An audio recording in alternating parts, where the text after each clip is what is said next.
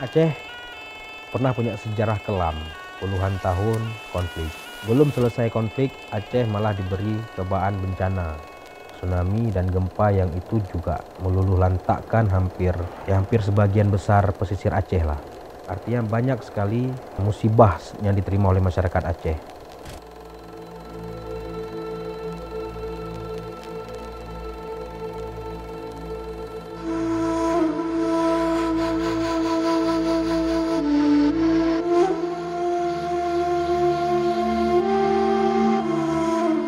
Pengalaman traumatis merasakan gempa, kemudian melihat dahsyatnya gelombang laut yang puluhan meter itu pasti masih teringat sampai sekarang. Apalagi kalau gempa ya, belum pernah seumur hidup saya merasakan gempa sedahsyat itu.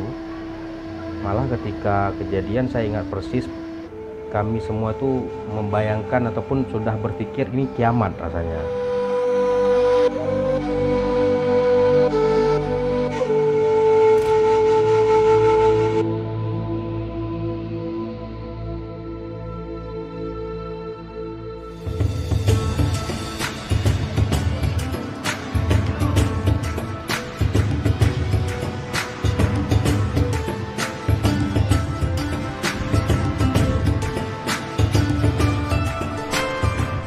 Bicara kondisi anak muda hari ini kemudian dengan perkembangan kegiatan perfilman di Aceh. Aceh sebagai sebuah daerah yang dikenal dengan penerapan syariat Islam, bagi saya pribadi sebagai putra asli Aceh juga merasakan ya hal penerapan syariat Islam dengan apa yang kegiatan perfilman anak muda lakukan di Aceh itu tidak menjadi sebuah kendala sebenarnya, tidak menjadi sebuah kendala, malah itu jadi sebuah tantangan juga sebenarnya bagi teman-teman anak muda bagaimana kemudian tetap berkegiatan, berkreatif di Aceh tanpa kemudian selalu menjadikan syariat Islam itu sebagai obstacle untuk kita susah melakukan sesuatu gitu.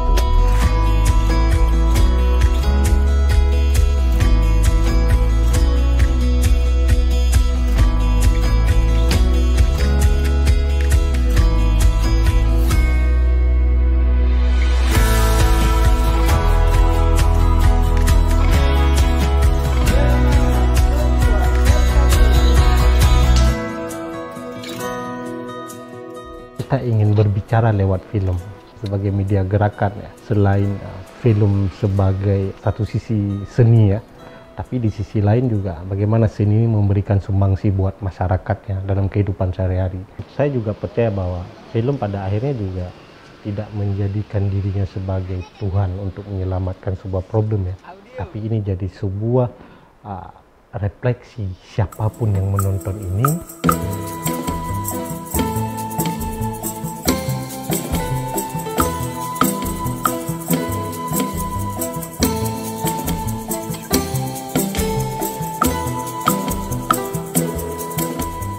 10 tahun yang lalu lah, 2012, itu mulainya dari passion atau minat untuk bikin film. Kemudian melihat kegelisahan ini kita bisa bikin apa gitu untuk ya aktivitas kita lah mungkin ya. Ya kita ngumpul kemudian bikin hal-hal yang produktif ya. Dan film menjadi media edukasi, produksi dan eksibisi lah ya. Pada saat itu 2013 munculnya. Dari situ kemudian kita gagas ini secara bersama, maka lahirlah Aceh Dokumentari ini. Assalamualaikum warahmatullahi wabarakatuh. Terima kasih banyak Fauzi, Jamal, Akbar. Yang bulan ketiga itu yang ada pertemuan seminggu 2 kali. Itu juga bukan hal gampang ya. Itu yang ada di pikiran kita sanggup aja gitu. Dan kita secara pendanaan juga nggak ada, kita harus ngutang ke sana ke sini gitu. Tapi memang kita fokus ya pada desain di Jakarta. Tapi yang jelas bisa dibawa minimal putar kampung gitu. Kalau untuk belajar mungkin bagi biasa FFG. Kita undangan di Utara mewakili Thailand. Nah dokumenter ini kan jangankan di Aceh, secara nasional juga kan peminat itu kan sangat terbatas ya. Tapi nggak tahu saat itu mungkin Aceh nggak punya hiburan lain ya selain ke warkop atau ke tempat lain, ya film dokumenter jadi tontonan bagi mereka.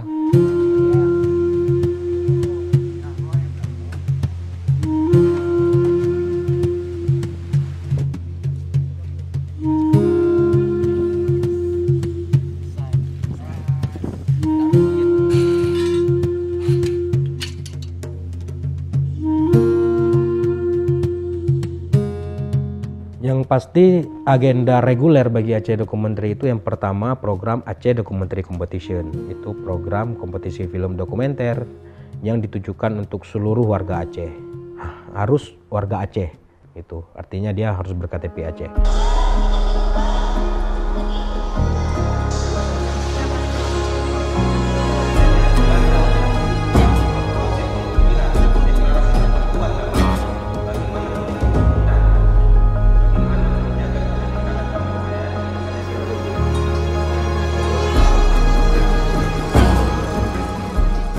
Kemudian program kedua Aceh Documentary Junior, itu bentuknya sama seperti Aceh Documentary Competition secara pelaksanaan, cuman segmennya lebih ke pelajar.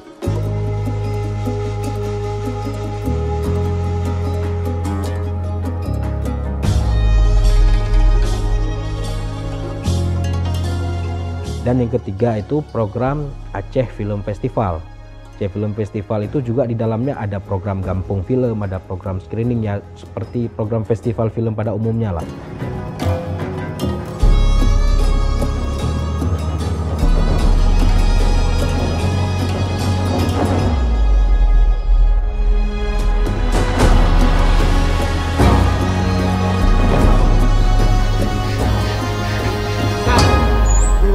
Itu adalah program untuk pembelajaran kepada pemula dokumenter ya. Mereka cukup punya ide cerita dan kemudian mereka kirim ke kita. Setelah kita seleksi, mereka akan mengikuti proses in-house training. Nah, di situ pembekalan film dokumenter, bagaimana melakukan sebuah riset dalam film dokumenter dan bagaimana pengembangan ide cerita dalam film dokumenter, dan kemudian kawan-kawan peserta ini juga akan dididik bagaimana belajar sinematografi, yang pada akhirnya mereka persiapan praproduksi dan kemudian mereka turun ke lapangan produksi film dan kemudian film jadi ya, dan film ini diputar.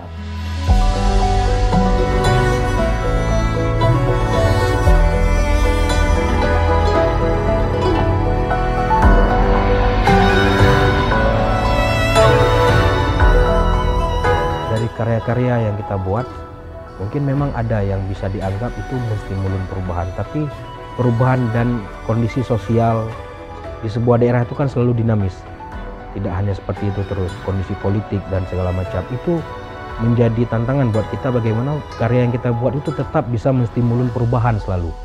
Artinya karya-karya kita harus bisa lebih dekat dengan masyarakat, harus bisa lebih banyak membuat orang tuh mau menerima karya-karya yang kita buat.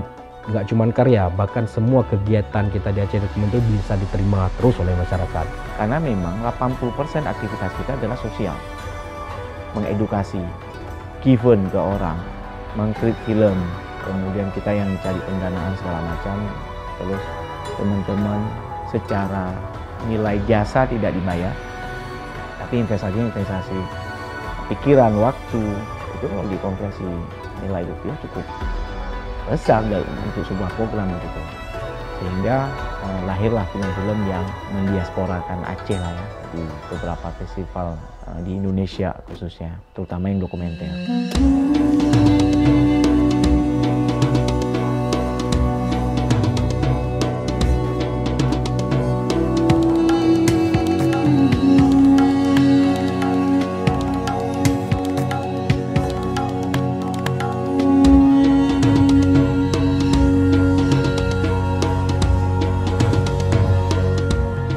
Secara singkat, film minor ini sebenarnya menceritakan tentang keresahan bagaimana keberadaan minoritas ini dalam sisi agama. Karena di Aceh ini kan yang kita lihat dan orang banyak tahu juga bahwa Aceh ini terkenal dengan syariatnya, syariat Islam, dan di sini juga memang mayoritasnya Muslim. Tapi di sini juga tidak hanya agama Muslim, karena Aceh juga Indonesia, bineka juga. Ya, bahkan di sini emang ada selain agama Muslim itu ada. Nah, salah satunya kenapa saya angkat film ini, saya mengangkatnya dari subjek sudut pandang seorang mahasiswa yang beragama Katolik.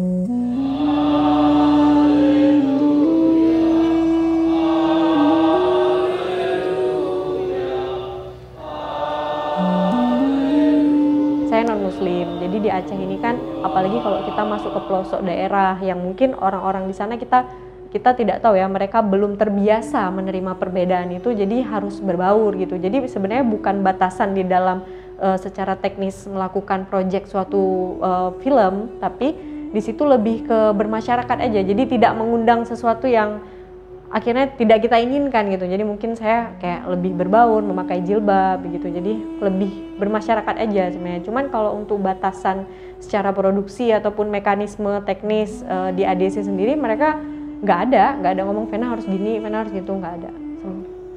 Yang penting buat saya di sini adalah apa ya, keberadaan saya itu dianggap gitu. Ya awalnya mungkin saya ngerasa kayak ya udah gitu, hidup di Aceh ya saya hidup mungkin punya teman, tapi teman itu ya sebatas teman aja. Cuman kayak saya nggak punya ruang untuk, karena saya dari dulu berpikir di Aceh ini yang minoritas, contohnya seperti saya di sini, kami tuh diberikan diberikan ruang, diberikan kesempatan untuk hidup di sini. Ya tidak diganggu memang, dibiarkan gitu. Tapi untuk berkembang itu sangat-sangat tidak bisa di sini. Itu yang saya rasakan dari kecil.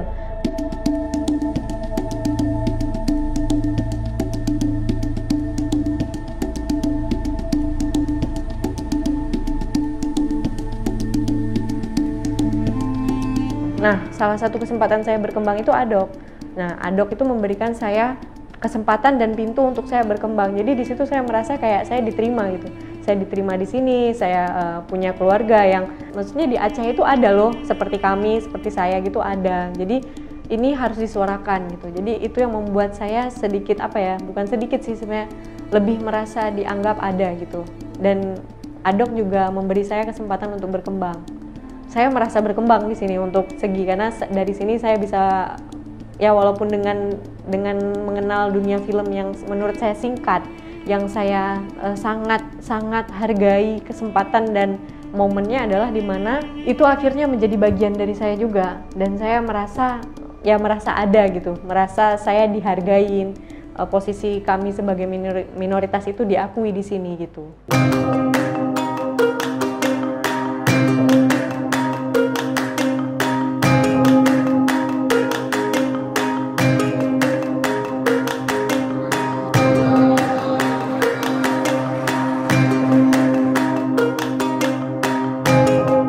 Pada saat itu memang kita semua belum punya kesadaran untuk bikin kelembagaan. Kita menganggapnya masih komunitas. Karena bagaimanapun memang tahun kedua, tahun ketiga kita mulai berpikir model bisnis Aceh Dokumentari ini kemana begitu.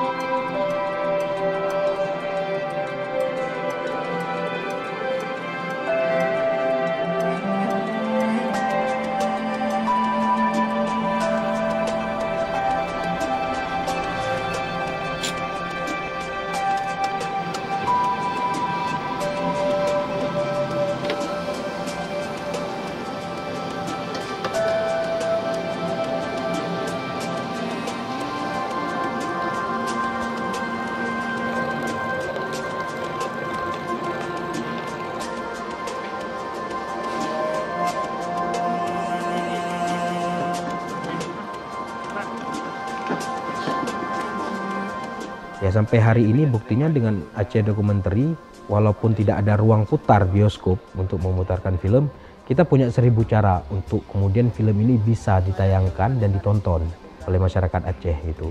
Jadi saya rasa syariat Islam ataupun dengan kondisi Aceh hari ini tuh teman-teman muda, terutama teman-teman yang berkegiatan di perfilman, di dunia kreatif, masih bisa sangat fleksibel sebenarnya melakukan itu. Buktinya itu tidak menjadi sebuah kendala yang berarti, tidak menjadi sebuah hal yang seakan-akan haram untuk berkreativitas di Aceh gitu.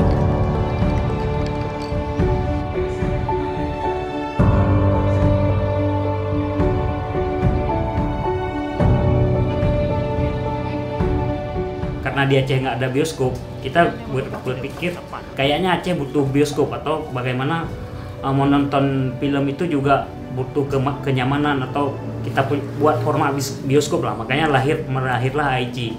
Jadi Aceh Independent Cinema itu hadir memang kita memang ingin memutar film-film yang memang berstandar bioskop. Bagaimana, karena kalau dulu sebelum tsunami sebelum tsunami kita di Aceh juga punya bioskop. Nah, mungkin itu menjadi kerinduan yang kita rasa kayaknya orang Banda Aceh yang punya kerinduan yang sama untuk bisa menonton dengan standar bioskop itu. Jadi dari situ kita udah ada jaringan dan akses bagaimana film industri itu ada untuk bisa kita putar di Aceh juga.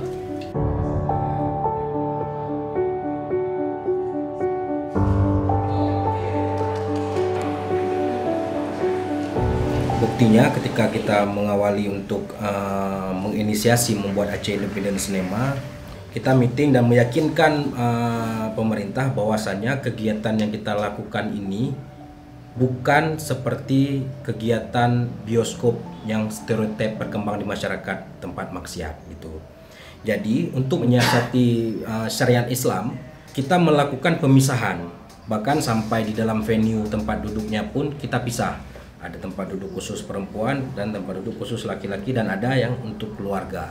Setelah kita coba ternyata ya fine-fine aja. Memang tujuan orang untuk datang ke acara pemutaran film, datang untuk menonton film itu ya untuk menonton, bukan untuk melakukan hal yang lain. Jadi tidak ada waktu ya, layaknya kita duduk di bioskop nggak mungkin lah kita ngobrol gitu kan. Harusnya etika di bioskop itu kan gitu ya, kita menikmati film. Jadi dipisah pun orang masih nyaman.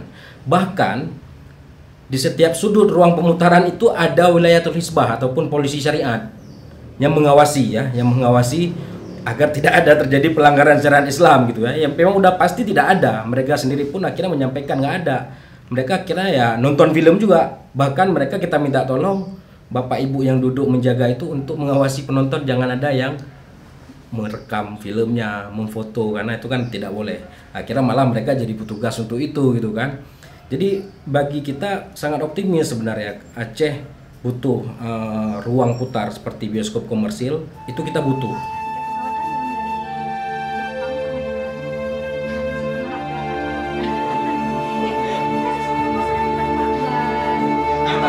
Tahun 2016.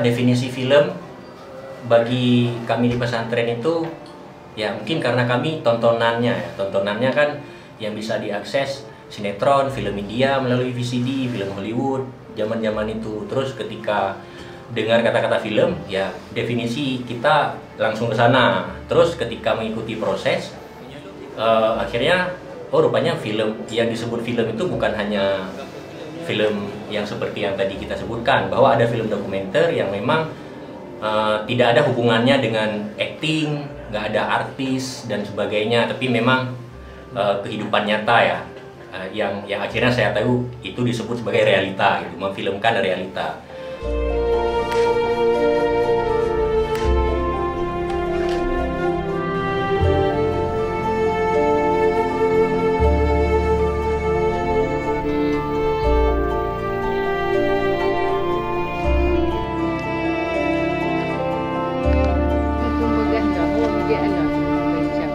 Saya teringat almarhum Malek Komang.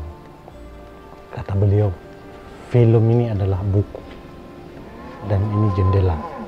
Kami akan jual nyawa kami terhadap tanah.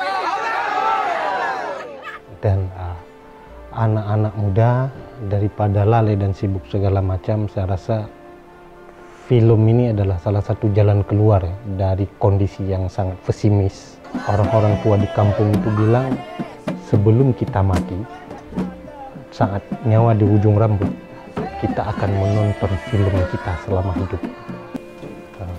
Jadi ada dua kemungkinan kita, senang atau susah. Itu film ini, film nggak bagus tuh film bagus, gitulah kira-kira. Jadi ya film ini sebuah refleksi.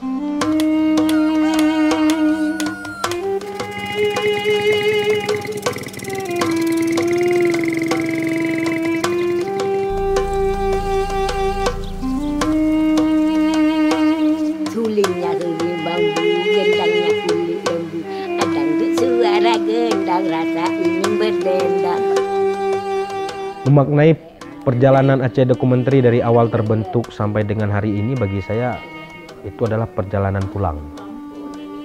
Jadi yang namanya pulang itu adalah tempat yang selalu kita harapkan bisa nyaman buat kita gitu.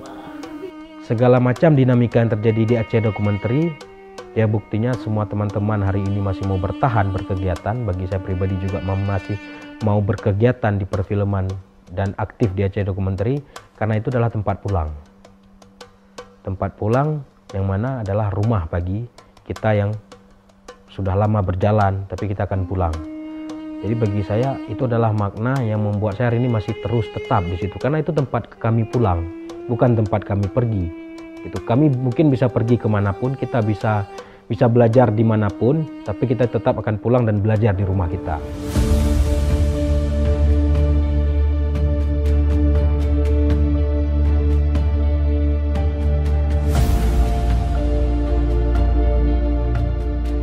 Dengan semua dinamika yang terjadi di Aceh, kemudian itu dialami oleh generasi tua maupun generasi muda, makna kebangkitan itu adalah sebuah keharusan. Ya, sudah bukan sebuah pilihan kita harus bangkit, itu sudah sebuah keharusan. Ketika kita terpuruk, ya tidak ada pilihan selain kita harus bangkit. Dengan cara apapun yang kita bisa, dengan cara apapun yang itu kita yakini kita mampu bangkit dari sebuah keterpurukan, ya itu harus dilakukan. Bagi anak muda Aceh, saya pribadi, apapun yang kemudian itu mampu dan itu bermanfaat kita yakini buat orang lain, dan paling tidak itu bisa mengedukasi, malah bisa merubah perspektif orang lain terhadap suatu hal, itu adalah sebuah semangat kebangkitan yang harus kita punya gitu, untuk kemudian ya kita bisa melakukan sesuatu yang bermanfaat.